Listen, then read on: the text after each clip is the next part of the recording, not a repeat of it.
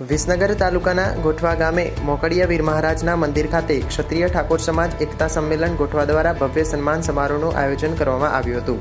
આ ભવ્ય સન્માન સમારોહમાં મુખ્ય મહેમાન તરીકે અભિનેતા અને સુપરસ્ટાર વિક્રમ ઠાકોર ઉપસ્થિત રહ્યા હતા।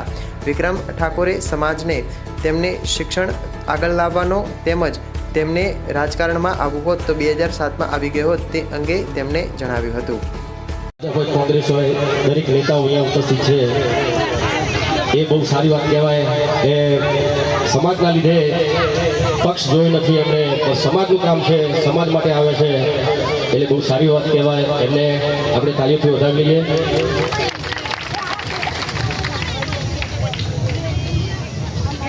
ને બીજી વસ્તુ ભાઈ અમારો મેન વિષય ગાવાનો છે, બરાબર? ગઈએ ને તો ખાઈશું ચોથી અમે લાખ રૂપિયા ઘણા બધા અમુક એવા બધા કહેતો હોય છે મને કે ભાઈ તમે કે સમાજનો બગાડો છો, ગીતો ગઈ તો મેં કીધું ભાઈ કુમાર શાનુ હોય છે, કુમાર શાનુ તો તમે શું કહેશો? શું કહેશો તમે? ભાષણ આપો શું કહેશો તમે? હા, એ તો ગીત જ ગાવાનું છે ને। ઇન્ડિયન આઇડલ એક સરસ મજાનો સંગીતનો કાર્યક્રમ આવે છે ટીવી પર, આખો પરિવાર બેસીને જોતો હોય છે। એમાં નાના નાના બાળકોનું સુંદર મજાનું ટેલેન્ટ હોય, જેઓ સુંદર મજાના લવ સોંગ ગાતા હોય તો એનો મતલબ એ થઈ ગયો કે આ છોકરાઓ સમાજને બગાડે છે? ના, એમનું ટેલેન્ટ છે ભાઈ। બધાને પોતપોતાની ક્ષેત્રમાં પોતપોતાનું ટેલેન્ટ હોય છે। એટલે કોઈ એવું કહેતો હોય કે વિક્રમ ઠાકોર એના સમાજને બગાડે છે તો હોમી સાથે આવીને મને કહી જાય। પીઠ પાછળ કોઈ કહેતો હતો એ શું કામ કહે છે? તો મેં ક્યારે સમાજનો બગાડે? ખોટા માર્ગે ઘેર માર્ગે દોરે તમે કહો મને પહેલા। ને એવું હોય તો પછી ગાવાનું છોડી દઉં, બીજું કરું, પિક્ચર બનાવવાનું છોડી દઉં, શું કરું કયો? એટલે એવું નથી કે દરેક પ્રકારના ગીતો મેં બનાવે છે ભાઈ। મા બાપ ઉપર ગીતો બનાવે છે, સમાજના માટે ગીતો બનાવે છે, બેન માટે ગીત બનાવે છે, ભાઈ માટે ગીત બનાવે છે, મા માટે ગીત બનાવે છે, ડગલે ને પગલે ખેડૂતો માટે ગીત બનાવે છે। તો એ લોકોને એ નહીં દેખાતું। ખેડૂત એક રક્ષક જેવી પિક્ચર આ લોકોને નહીં દેખાતી। જોઈ છે પિક્ચર, જોજો તમે એક વાર, મા બાપના આશીર્વાદ જોજો તમે। અમે પિક્ચરમાં પણ કેવા સંદેશ આપીએ છીએ। ખેડૂત એક રક્ષક એ પિક્ચરમાં બાપ એની જોડે 2-3 વીઘા જમીન હોય છે ને એની પરિસ્થિતિ એટલી ખરાબ હોય છે એટલે એ વખતે બાપ કહે છે એના દીકરાને કે ભાઈ હું તને ભણાવી શકું કે ભાઈ દીકરીને ભણાવી શકું, એટલી જ મારી પરિસ્થિતિ છે।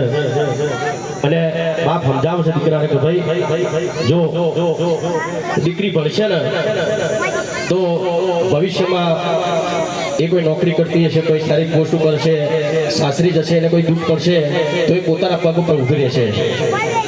એવી વાત ખેડૂત એક રક્ષકમાં દીકરીને ભણાવવાની વાત અમે લોકો કરીએ છીએ। તો એ લોકોને આ બધું નહીં દેખાતું, એમને ખાલી દેખાય કે સમાજનો ગેરમાર્ગે દોરે છે। ગેરમાર્ગે દોરવાની વાત તો હું શેખ સોમનાથથી એટલા માટે આવ્યો છું અહીંયા। શું કામ આવ્યો છું અહીંયા? કે વિધાનસભામાં અમુક જ કલાકારોને સન્માન આપ્યું, બરાબર? તો એ ખાલી મારા માટે હું ઉભો રહ્યો તો એ વખતે હું દરેક સમાજના કલાકારો માટે ઉભો રહ્યો તો એ વખતે મુદ્દો ઉઠાવ્યો તો એ વખતે મેં મારા માટે ઉઠાવ્યો તો મેં મુદ્દો મારો સન્માન લેવું હતું। ઘણા લોકો કહે કે રાજકારણમાં આવું તો 2007માં આવી ગયું હોય જ્યારે મોદી સાહેબે મને ઓફર કરી દીધી। એટલે બધી ખોટી ખોટી વાતો ના કરશો, તમે જે કરો તમે કરો, સમાજની વાત કરો, સમાજ આગળ કેવી રીતે આવે એની વાત કરો। તો વધારે કંઈ કહેતો નથી પણ બસ એટલું જ કહીશ, અમારા આપણા સમયમાં તો બહુ ઓછા લોકો ભણ્યા, આપણો સમાજ બહુ ઓછો ભણ્યો, અત્યારે તો બહુ ઘણો બધો આગળ છે અને બહુ સારું શિક્ષણ મેળવી શકે છે। અને દરેકને એક જ વિનંતી કરીશ કે ભાઈ તમે તમારા દીકરા દીકરીને ભણાવો। પ્રોગ્રામ હોય પ્રોગ્રામ જોવો, વધુ નહીં। મારો એક પ્રોગ્રામ હતો, એના બીજા દિવસે બોર્ડની પરીક્ષા હતી તો મેં પ્રોગ્રામ કેન્સલ કર્યો હતો કે હું ભાઈ પ્રોગ્રામ નહીં કરું, છોકરાઓની પરીક્ષા આવશે।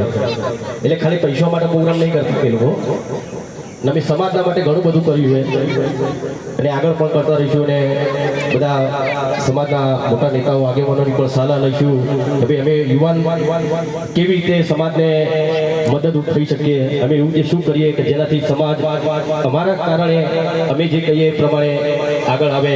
તેની પણ અમે સલાહ લઈએ છીએ. અહીંયા બળદેવજી હોય, ભરતજી હોય, રામજીભાઈ હોય, અભયસિંહ હોય, દરેકની સલાહ પણ લઈએ છીએ અમે અને આગળ શું કરવું સમાજ માટે.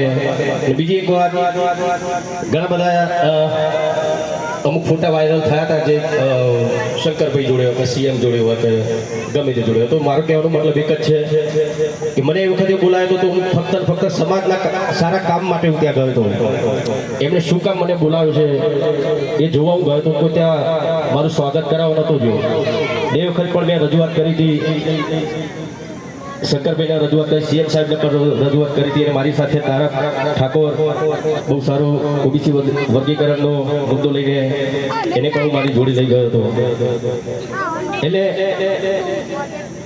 હું કોઈ રાજકારણમાં જોડાવા માટે નહોતો ગયો. ત્યાં કોઈને એવું લાગતું હોય કે ભાઈ આ તો જઈને બેસી ગયો પેલા જોડે ફોટા પડાય. મેં મારી પોસ્ટમાં મારી ઇન્સ્ટાગ્રામ કે ફેસબુકમાં જોજો કોઈ નેતા સાથેનો મારો ફોટો નહીં હોય. કારણ કે મારા માટે તો ભાજપ એટલું છે અને કોંગ્રેસ એટલું છે, બરાબર. જેમ અત્યારે સમાજ માટે બંને પક્ષના નેતાઓ અહીંયા ઉપસ્થિત છે. કેમ છે? સમાજ માટે છે ને. તો એ જ રીતે મારે કંઈક વાત લઈને જવું તો જે ચાલુ સરકાર હશે એટલે જ મારે કહેવાનું હોય ને. મારા સમાજની વાત લઈને જવું હોય, કોઈ કલાકારની વાત લઈને જવું હોય તો કોને કહું? જે ચાલુ સરકાર હોય ને કહેવાનું હોય ને. એના માટે હું ગયો હતો અને ઘણી બધી ચર્ચાઓ કરી અને એ વિશે ઘણું બધું હું વિચારી રહ્યો છું. કલાકારો માટે એસોસિએશન બનાવી રહ્યો છું, સાથે હું ટ્રસ્ટ બનાવી રહ્યો છું, જેના કારણે દરેક સમાજના કોઈ પણ કલાકાર હોય કે કોઈ ગરીબ દીકરા દીકરી હોય એમને કેવી રીતે ભણાવવા, એમને શિક્ષણમાં કેવી રીતે આગળ આવે એના માટે પણ અમે પ્રયત્નો કરી રહ્યા છીએ. અને ટૂંક સમયમાં રજીસ્ટ્રેશન પણ થઈ જશે ત્યારે લાઈવ આવીને અથવા તો એ રીતે તમને જણાવીશ કે આ રીતે અમારું ટ્રસ્ટ બની ગયું છે અને કલાકારોનું એસોસિએશન બની ગયું છે અને દરેક કલાકારને મફતમાં એમાં હું જોડાવાનો છું દરેકને. એટલે ટૂંક સમયમાં એ પણ